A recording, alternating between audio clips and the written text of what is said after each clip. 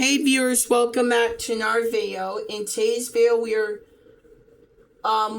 going to look at an update regarding the International AIDS Ring Coalition update. Apparently, I have an update about the International AIDS Ring Coalition update, and it is a result of what you'll see on the next slide. What and why?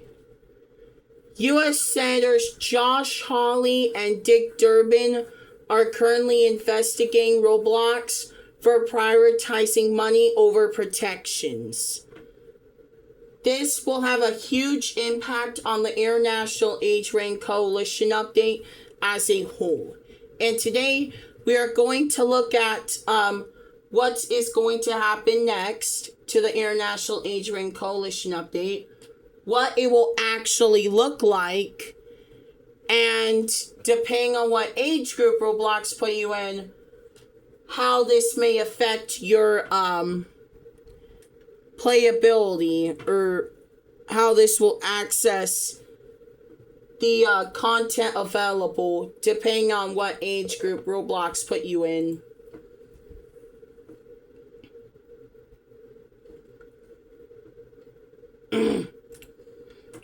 What does this mean for the International AIDS Ring Coalition update? This is the most likely scenario to happen. Roblox might not actually do everything on this list, but they're most likely going to. It's highly uncertain what the International AIDS Ring Coalition update will actually bring, so this is kind of just the blueprint on what's going to do. First, the under 16 game requirements are no longer expected to be fully removed. However, it will likely transform into a system where content is blocked dynamically based on age. Based off of your age, some content might be blocked. Freeform, social hangout, media feed, sensitive, and cross-game experiences will likely have their restrictions upgrade from a manual game parental overrides to a blanket ban for users under the age of 16.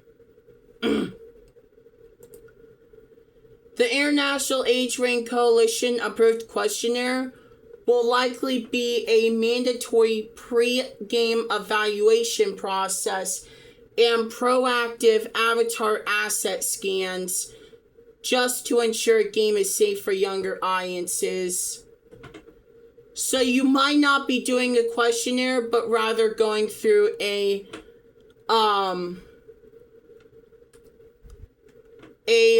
highly strict, curated approval system instead. Last but not least, the International AIDS Ring Coalition update will likely release earlier as a result.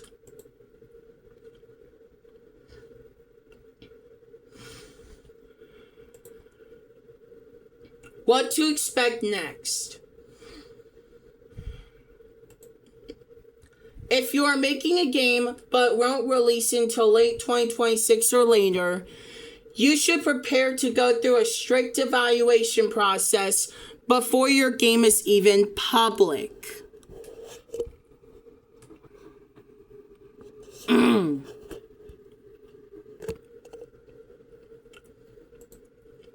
If you are over the age of 18, you should expect your platform experience to not change much, but based on what the update will bring, the amount of games in every maturity ring will likely change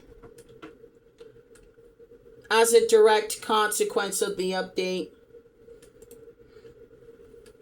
If you are between the ages of 16 and 17, you should expect certain content restrictions on the platform, such as games with AI features, private spaces, and unmoderated experiences, and potentially more. If you are under the age of 16, you should expect further restrictions on freeform drawing and social hubs, and they will potentially upgrade from manual parental overrides to a blanket ban, meaning if you're under the age of 16, games like Free Draw will be inaccessible to you until you turn 16. And remember, this was raised from 13 plus. Once the Roblox Kids and Roblox Select update released, Roblox raised it from 13 plus to 16 plus. And now it's likely going to transform to a blanket ban. Meaning if you're under the age of 16, well, sorry, but safer than sorry, I guess. And yeah, I do kind of see why Roblox went ahead and did this. So yeah.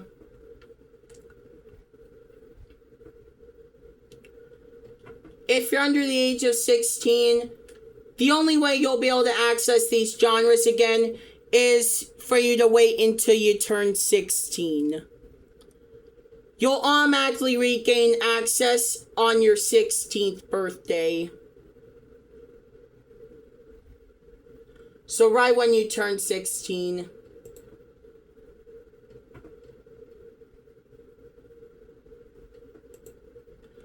When will the International Age Range Coalition update release? Given these changes, the International Age Range Coalition update will likely release sometime in September or early October. My guess is sometime between September 1st and October 10th. I still don't fully know.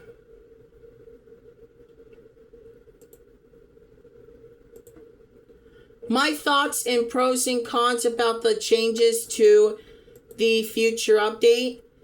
Remember, as of me making this video, this update has not released yet.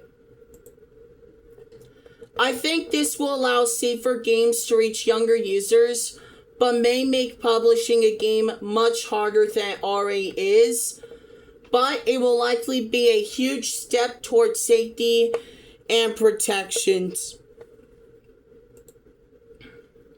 Pros and cons. I think this will allow safer games to reach younger users and stop inappropriate games from reaching younger users. This will also make age ranks more accurate to ensure games do not lie about their age ranks. However, this may make publishing games much harder. And in extreme cases, any game that features a bathroom could get falsely flagged as 18 plus. Yeah.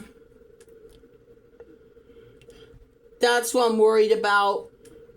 I'm worried that games with bathrooms could be falsely flagged as 18 plus. So, if you're making a game that has bathrooms in it, but has kid-friendly content, you should probably be careful on making your game, as it could get flagged as 18 plus. Here is how this new system will work. Depending on what age group you are in. If Roblox put you in the under 9 age group, so in Roblox Kids, these users can play. So in the under 9 age group, if you're in the under 9 age group on Roblox, so Roblox Kids, you can play highly kid-friendly tycoon and simulator games, but any horror, more mature games, social, and freeform drawing games will be blocked. If you're between the ages of 9 and 12, so the Roblox Select lower tier,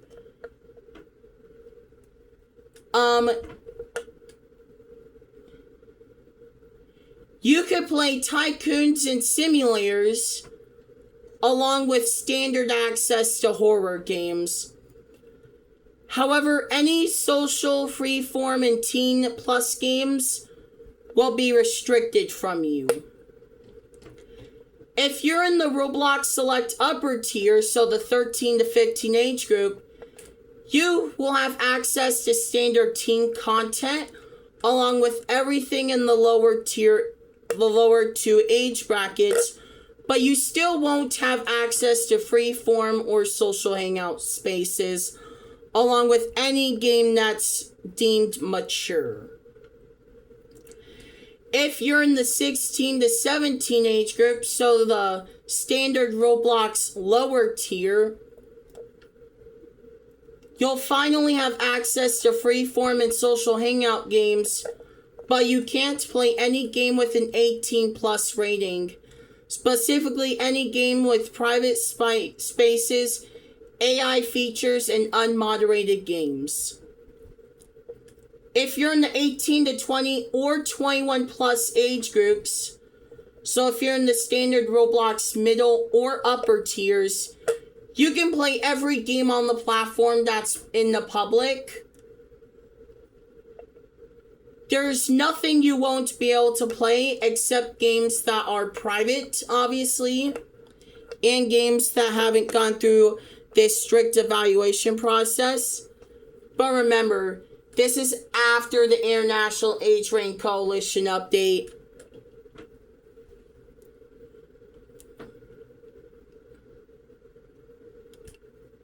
So yeah.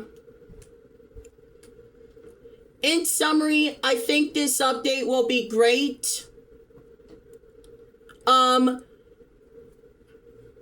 Raising the age requirement for freeform and social hangout games to 16 plus permanently might drop the player counts for the short run. Like, this is the short run right now. This was already implemented as of the Roblox Kids and Roblox Select update. Freeform and social hangout games may lose hundreds of thousands of players overnight as 13 to 15 year olds are locked out. But in the long run, I think those games will slowly shift towards older audiences where adults and older teenagers can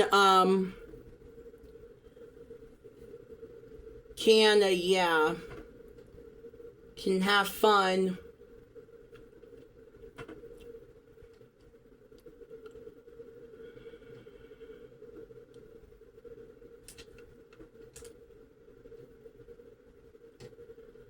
But we are still about a month or two away from this update releasing. Details will be forthcoming, and in the coming weeks, Roblox should announce this on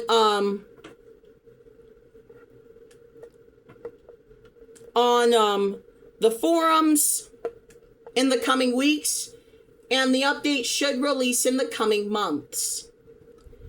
If you're in the Roblox Select upper tier, you will lose access to every freeform and social hangout game until you turn 16. And even then, you still won't have the standard Roblox experience until you turn 18. So if you're in the 13 to 15 or 16, 17 age groups, you won't have the full Roblox experience until you turn 18. The same goes for all of the lower age groups. So yeah.